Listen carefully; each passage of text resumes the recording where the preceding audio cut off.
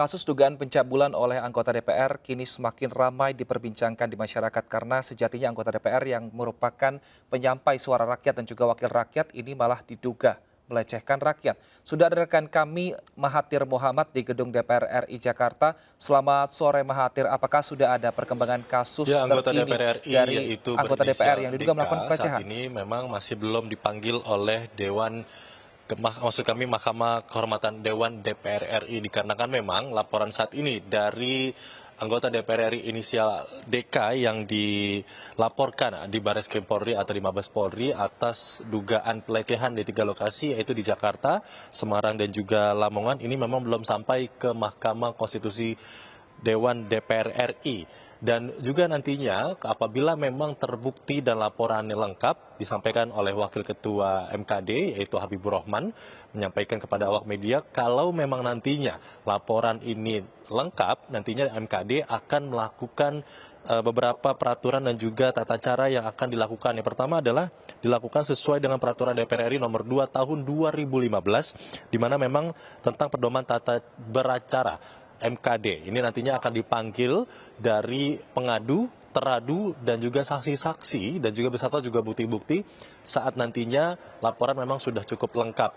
Namun di lain sisi sebenarnya memang pada tanggal 15 Juni 2022, dari pihak pengadu atau terlapor, ini sudah melayangkan laporannya di Barreskrim Polri, tercatat pada tanggal 15 Juni dan memang saat ini pun laporannya masih dilakukan penyelidikan lebih lanjut dari pihak Barreskrim Polri masih akan melakukan penyelidikan atau investigasi maksud kami yang lebih lanjut mengenai dugaan dari pencabulan dilakukan oleh anggota DPR RI berinisial DK. Dan juga nantinya apabila terbukti dan juga dari laporan yang memang disampaikan dari terlapor, ini surat-suratnya dan juga saksi juga cukup lengkap, bahkan dari terlapor ini yang melaporkan salah satu anggota DPR RI ini terbukti memang melakukan pencabulan tanpa panjang lebar pastinya dari MKD langsung bersiap-siap memberikan pemecatan langsung terhadap terdakwa yang memang apabila terbukti melakukan tuduhan yang dilaporkan oleh korban sejauh ini. Untuk sementara itu, urusan kembali ke studio. Mahathir Mohamad melaporkan dari gedung DPR RI Jakarta. Terima kasih, selamat bertugas kembali. Pemirsa, November tahun lalu, dugaan pencabulan juga melibatkan seorang anggota DPR. Pelaku berinisial MM mencabuli seorang anak di bawah umur. Kasus dugaan pencabulan oleh anggota DPR terhadap seorang anak di bawah umur ini diterima Barreskrim Polri tahun lalu. Penyelidikan dilakukan setelah menerima aduan dari kuasa hukum korban. Walau bukan berbentuk laporan polisi, penyidik Polri saat itu berjanji tetap menindaklanjuti dengan mencari sejumlah barang bukti untuk mendukung aduan dalam proses penyelidikan.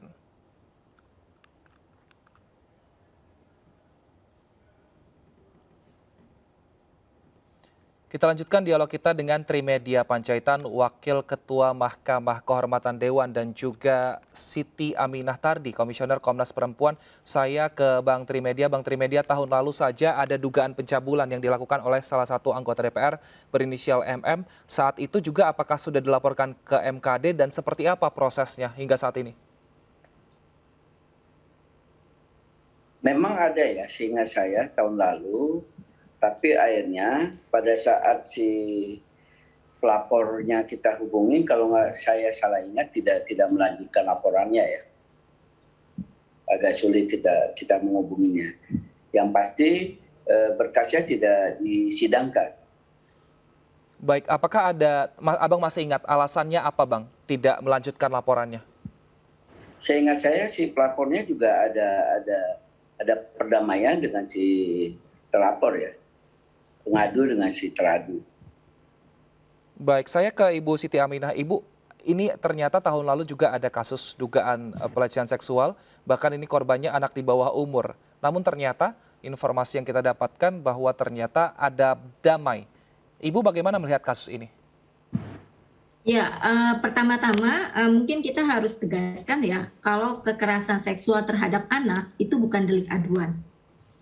Ya, itu adalah delik umum yang pemeriksaan penyidikannya itu tidak perlu pengaduan, ya. Itu pertama. Jadi saya pun misalnya mempertanyakan mengapa kasus ini diselesaikan di luar proses pengadilan. Nah, penyelesaian di luar proses pengadilan seperti misalnya tadi seperti Bang Trimedia sampaikan, damai, menerima sejumlah ganti kerugian dan seterusnya, sebenarnya ini adalah praktek impunitas di mana pelaku Bukan. Kalau menerima begini, Bu Siti Aminah, kalau menerima segala macam kita tidak ketahui. Ya. Oke. Pada saat kita hubungi si pengadu, beliau bilang saya nggak lanjutin lagi, gitu loh. Jadi kita nggak tahu ada apa di balik itu. Ya kita tentu tidak punya kepentingan untuk mengusut ada apa di balik itu. Karena tentu yang kita panggil duluan adalah si pengadu, ya. Apakah mereka berdamai atau bagaimana kita nggak tahu. Jadi kita tidak dalam kapasitas mengetahuinya, apalagi Ibu Siti Aminah bilang ada perdamaian, kemudian ada berebut uang, kita tidak tahu sama sekali itu. Seringkali itu di MKD orang mengadukan pada saat kita panggil juga kita undang tidak datang gitu loh. Ada juga kita cek persyaratan formilnya tidak memenuhi, KTP-nya nggak ada, kakaknya diminta tidak ada. Tentu kita tidak mau MKD ini juga digunakan untuk mempressure seseorang. Iya, tapi proses ini juga menggambarkan relasi kuasa yang tajam juga, Bang. Bagaimana sebenarnya pelapor atau pengadu harus diberikan jaminan keamanan maupun perlindungan, baik melalui mekanisme hukum maupun jaminan agar ia tidak mendapatkan hal-hal yang tidak diinginkan akibat pengaduannya. Saya pikir hal itu juga menjadi hal yang penting, mengingat kalau kita lihat ketika mengadukan kasus kekerasan seksual terhadap seseorang yang memiliki kuasa, maka korban harus didampingi dan mendapatkan perlindungan. Nah, ketika ada jaminan mendapatkan perlindungan, maka mungkin akan bersedia untuk melanjutkan atau diperiksa ya di MKD. Jadi satu titik saya pikir ini menjadi peluang juga bagi kita untuk memastikan bahwa korban-korban kekerasan seksual yang bersuara atau mengklaim keadilannya akan aman atau mendapatkan perlindungan dari negara. Baik, kalau dari Ibu Siti Aminah sendiri terkait memegang beberapa kasus, adakah yang mungkin ditemukan bahwa ternyata ada unsur perdamaian dari balik layar seperti itu? Mungkin tadi ada kompensasi yang diberikan, lalu mungkin ada kuasa yang digunakan oleh terduga pelaku kepada korban untuk akhirnya menarik aduan. Adakah mungkin kasus-kasus seperti itu yang juga diterima oleh pihak Komnas Perempuan? Ya, kami menerima hal itu, termasuk kekerasan seksual terhadap anak. Ya, misalnya bisa di searching lah ya, itu di mesin pencari.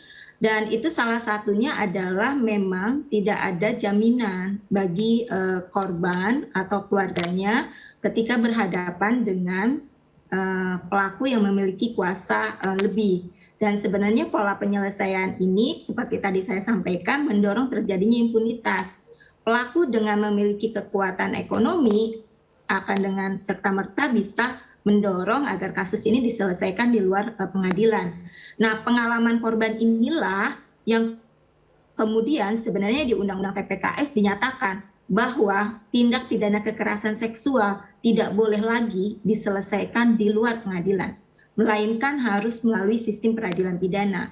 Ini untuk menjawab bagaimana hambatan korban ketika dia bersuara, kemudian sistem peradilannya belum ramah, ada relasi kuasa yang sangat kuat, yang kemudian mendorong korban itu akhirnya bungkam dan menarik laporannya. Nah, ini yang coba sama-sama kita atasi. Kembali kepada kasus ini, kami tentu mengharapkan agar DPR, DPRD ya, yang menjadi bagian dari legislatif itu memastikan ada ruang aman bagi semua dari kekerasan seksual, termasuk dengan membangun mekanisme pencegahan dan penanganan kekerasan seksual. Tidak hanya di antara anggota legislatif, tapi juga di antara para pekerja di lingkungan kerja di DPRD maupun DPR, karena kasus ini terjadi dalam lingkup hubungan kerja ya. Baik, saya ke Bang Trimedia. Bang Trimedia, saat ini Undang-Undang TPKS sudah disahkan. Lalu bagaimana sebenarnya penerapannya di dalam lembaga legislatif sendiri? Ini kan undang-undang baru ya, tentu perlu sosialisasi ya, itu yang pertama. Kedua, saya kira ke depan juga akan ada kebijakan baru dari kesekjenan setelah mereka ketemu, sekjen DPR ketemu dengan pimpinan DPR, kemudian para ketua fraksi untuk membuat formulasi. Tapi sepanjang pengetahuan saya sampai bulan Mei tahun 2 bulan yang lalu saya 20 tahun di DPR. Kasus-kasus yang dilakukan terhadap orang yang bekerja di DPR itu antara ASPRI atau tenaga administrasi. Sebenarnya tenaga administrasi tidak ada di DPR itu. Nomenklaturnya ASPRI, asisten pribadi, kemudian tenaga ahli ya. Itu hampir tidak ada bermasalah ya. Kalaupun ada 1-2. Kenapa? Kalau misalnya kayak seperti di PDI Perjuangan, itu disyaratkan yang jadi ASPRI dan tenaga ahli kita itu adalah kader-kader PDI Perjuangan. Jadi kalau kader-kader ya yang menjadi TA dan ASPRI, saya kira kecil kemungkinan bisa terjadi seperti itu.